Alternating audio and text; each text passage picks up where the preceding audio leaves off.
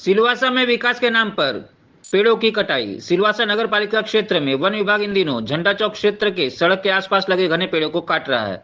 बरसाती नालों के निर्माण के कारण इन पेड़ों को उखाड़ा जा रहा है। विकास के नाम पर इस विशाल पेड़ को नष्ट किया जा रहा है और कोई भी इसे रोकने की कोशिश नहीं कर रहा है। क्लीन सिलवासा, ग्रीन सिलवासा के नारे को बदलने की जरूरत है। जिन पेड़ों पर केंद्र सरकार और गुजरात सरकार ने प्रतिबंध लगा रखा है, उन पेड़ों को प्रशासन छूता तक नहीं है और जो पेड़ प्रकृति की रक्षा के लिए ऑक्सीजन देते हैं, वही पेड़ों को उखाड़ा जा रहा है। कांग्रेस नेता प्रभु टाकिया ने विरोध करते हुए कहा कि चल रहे विकास के नाम पर काटे जा रहे हैं पेड़।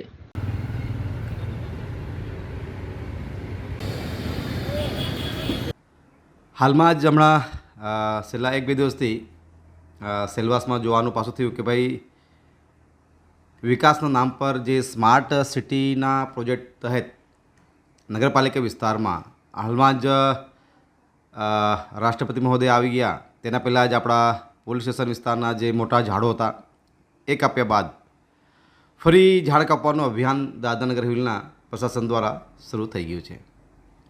सवाल ये आवे છે एक साइड दादरा नगर हवेली प्रशासन ग्रीन सिटीनी बात करे छे, एक साइड एक पेड़ माँ के नामनी बात करे छे, अभियान चलाववामां आवी रह्या छे। आजे पण एनुं अभियान छे। हवे विकासना नामे घणी वखत एवुं कहे के अमे विकास विरोधी छीए, परंतु अमे एज अ दादरा नगर हवेली कांग्रेस पार्टीना पदाधिकारी तरीके अमे जाणवा मांगीए छीए के भाई दादरा नगर हवेली प्रशासन कई दिशामां विकास करवा जई रह्युं छे।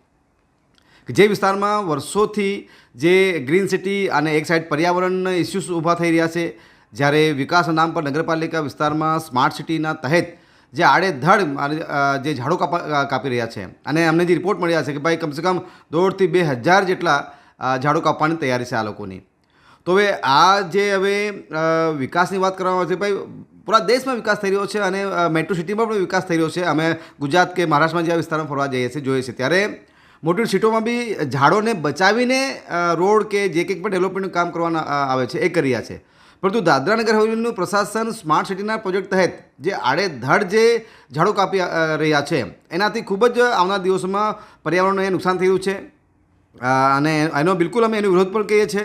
અને વિકાસ થવો જોઈએ, વિકાસ વિરોધી અમે નથી, પરંતુ વિકાસના નામે જે પર્યાવરણનું નુકસાન થઈ રહ્યું છે અને હજારો ઝાડો કાપવાના છે। હમણાં જ 2-3 વર્ષ પહેલાં જ આ ઝાડો બધા અમુક તો નવા ઝાડ લગાવવામાં આવ્યા હતા, હમણાં જે અમુક જે 15-20 વર્ષથી ઝાડો જોડા છે એ પણ કાપી રહ્યા છે।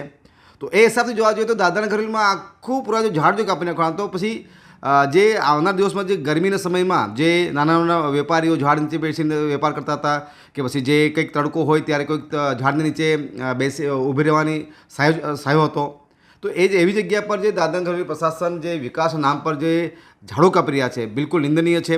અને હું તો કહેવા માંગીશ કે જે નગરપાલિકા પ્રેસિડેન્ટ, નગરપાલિકા ટીમ અને ભાજપાના જે નગરપાલિકા વિસ્તારના જે સત્તાધારી પક્ષમાં જે ચૂંટાયેલા લોકો છે એ લોકોએ એનો વિરોધ કરવો જોઈએ અને આવી રીતે વિકાસ નહીં થાય અને વિકાસ થવું જોઈએ, પણ વિકાસના નામ પર એવી રીતે પર્યાવરણ નુકસાન નહીં કરીને આ વિકાસ થાય એવું અમારું નિવેદન છે।